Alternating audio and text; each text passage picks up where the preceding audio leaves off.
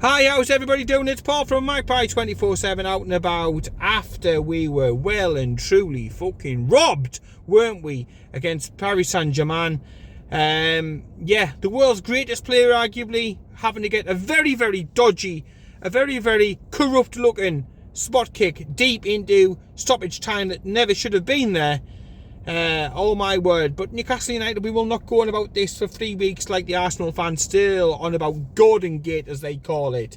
There's a difference, Schooners. There really is a difference. One goal broke the rules. One goal did not break the rules, it's been found out. So yes, whether, you're still a little bit hard of putting 1 and 1 together and coming up with 2. The Arsenal-Newcastle game, up on Tyneside, the Gordon goal. The ball doesn't go out.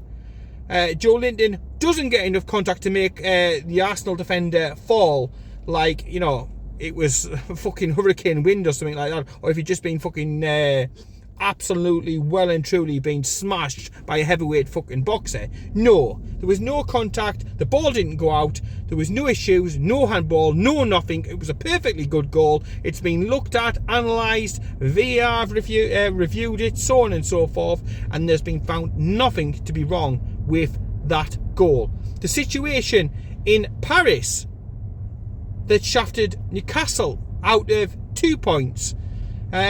Yes, there was everything that was wrong with that. I mean, take aside and park the idea that the Paris Saint-Germain owner also sits high up in UEFA, that he's been done for corruption before and all of that. Park that to one side, if you will. Looking at the game, the referee does not know the rules of the game that he is refereeing. So if you can't see the reason why there would be at least a few pissed off people on Tyneside, then yeah, you need to give your head a pure, good, fucking long, hard shake. Because it's as obvious as the day is long. Everybody could see it the first time why we needed the VAR to look at it, and them not to know the rules, and then for the referee to look at it and again not know the rules. I do not know. It beggars belief.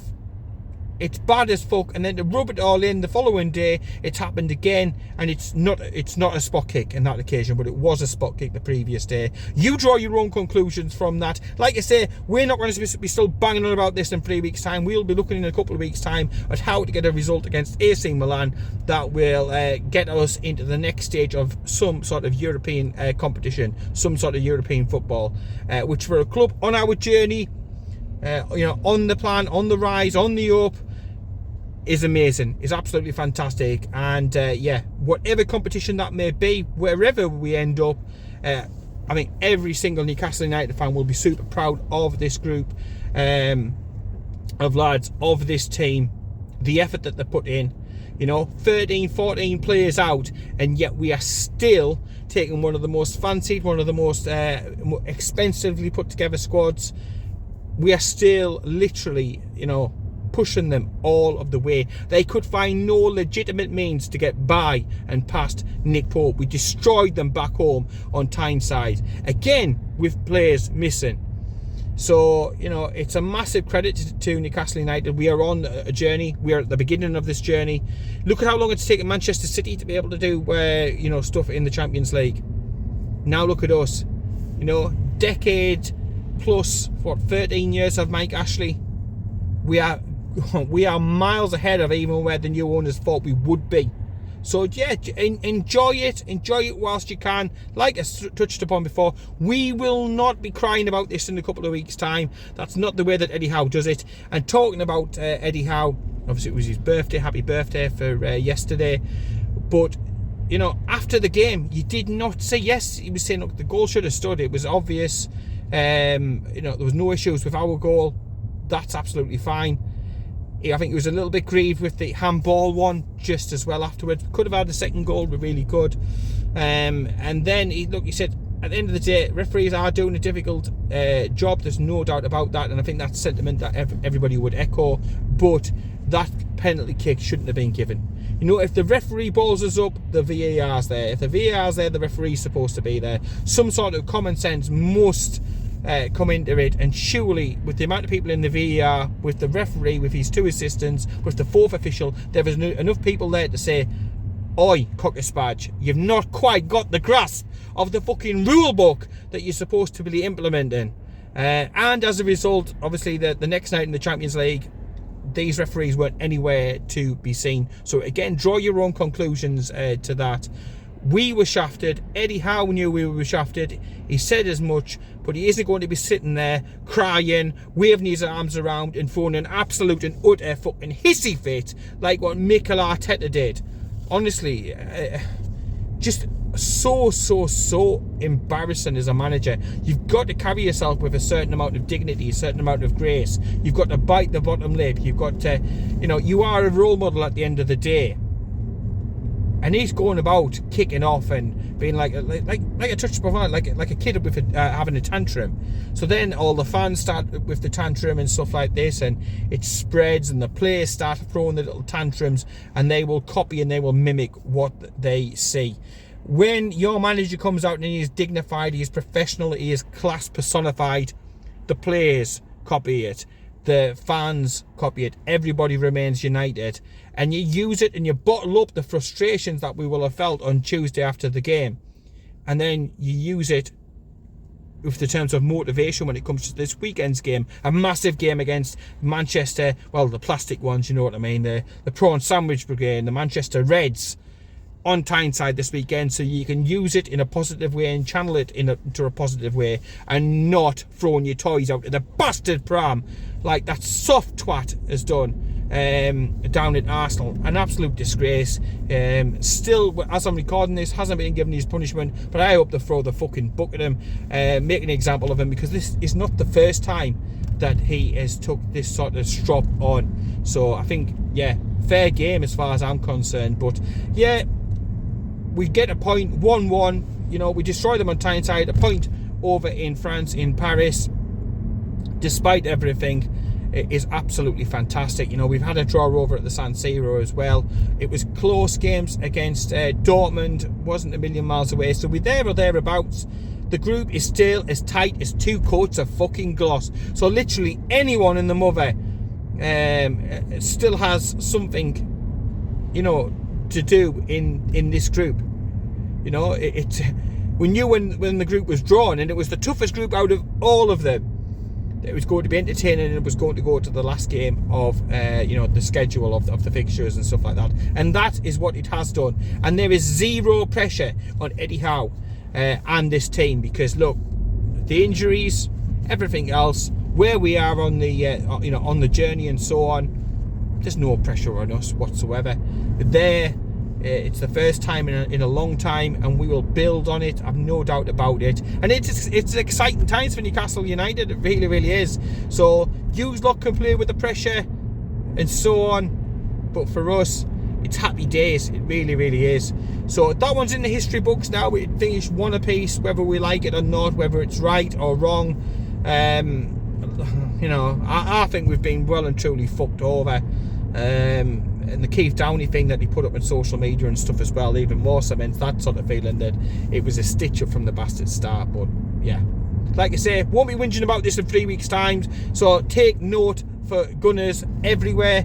A little bit of news before I get on to the Manchester United one. A little bit of news with regards to the tax case, which has gone on since the Mike Ashley days, when Lee Chan, they will call him by his proper name. We've called him a few other things, Penfold and co.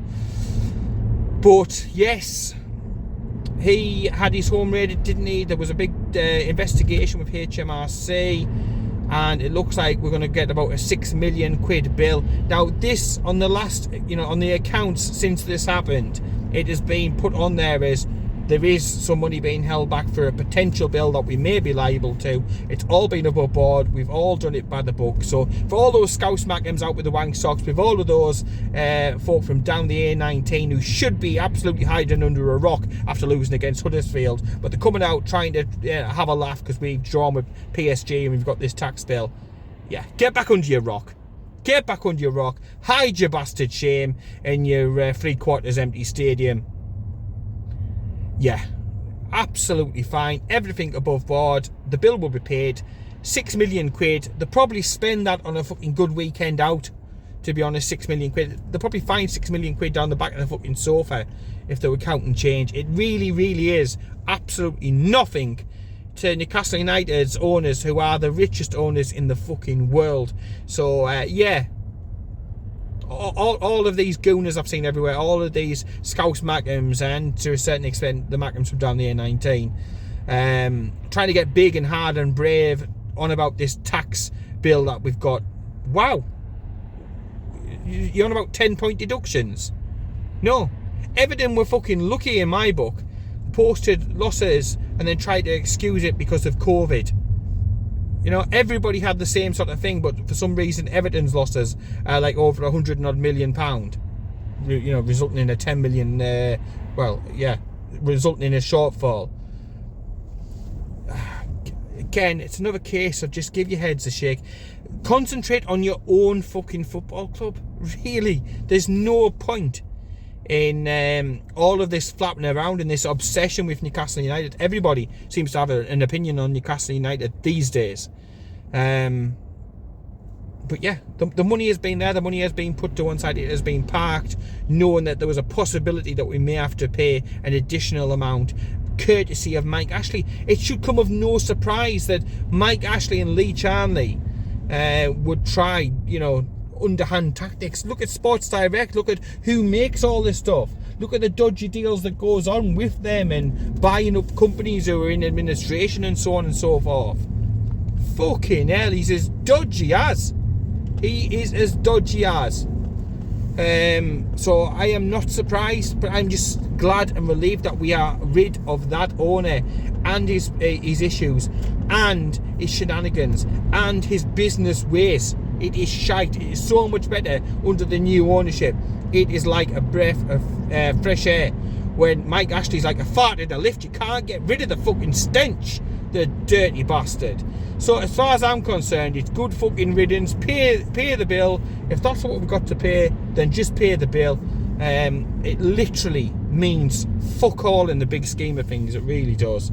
And then we move on to this weekend and we bottle up the inner rage, the inner injustice. And rather than going on protests or going on other fans' hashtags, you know, on X, Twitter, whatever, we are going to bottle that up and use that as a performance, use that as motivation to take on Manchester United this weekend and to hopefully give them a pasting like what we did against Chelsea, despite the limited numbers, despite the tired legs, despite the fatigue, etc., the schedule.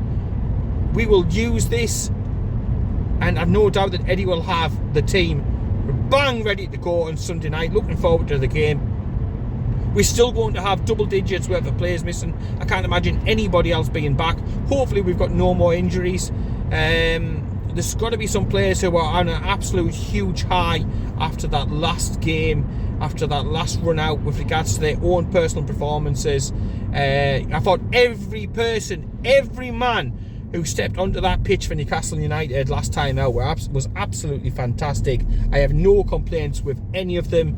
If you look at some of the L'Equipe scores that they give some of our lads, it's absolutely fucking shocking. You know, you got a lad there up from Stanley, 17-year-old, Bossa in the midfield. You know, Jamal Lascelles doing back heels off fucking Mbappe for throw-ins and so on, and it's it's absolutely unbelievable. So whoever is fit, whoever is left in the building, will go out and put a performance in and not leave an ounce of blood, sweat or tears behind. I've no doubt about that. We'll give them a good game. I'm confident. I'm going to go for a 2-0. You know, their defensive frailties are there for all to see. Their keeper is fucking shocking. They have let the Golden Glove go. And instead they've got somebody who's put gloves on. It looks like somebody's shat in his hands and they've asked him to clap because he just cannot do the even basics. It looks like he's never ever played a game of competitive high level international football, Champions League football, or nout.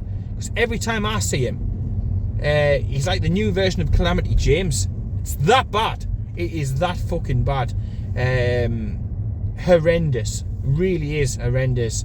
Yeah, I cannot understand getting rid of the Golden Glove to bring in this absolute clown of a keeper. And we've got to get in and amongst it, get shots off, test him.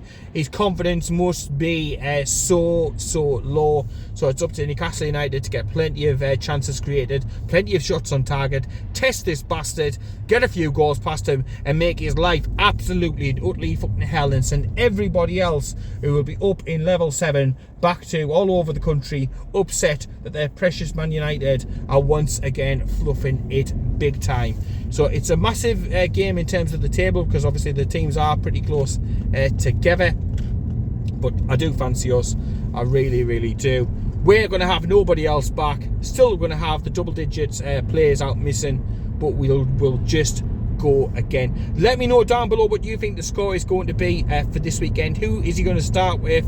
Will Lewis Hall come back into it to freshen it up a little bit? Could Eddie Howe throw a surprise or two with regards to injuries and returns? You never know with Eddie Howe. He's always got a little surprise up his sleeve, hasn't he? So you couldn't say never, really, could you? So let me know about the team that you'd go for against Manchester United. Who is Eddie Howe going to go for this weekend? What do you think the score is going to be? Are you feeling confident? And yeah, let me know about the PSG fiasco, the farce of that, you know, spot kick being given. Let me know about all of that down below in the comments. It's getting a little bit dark, getting closer to home, so I'll leave it there. In the meantime, take care, keep it tuned, and I'll speak to you later.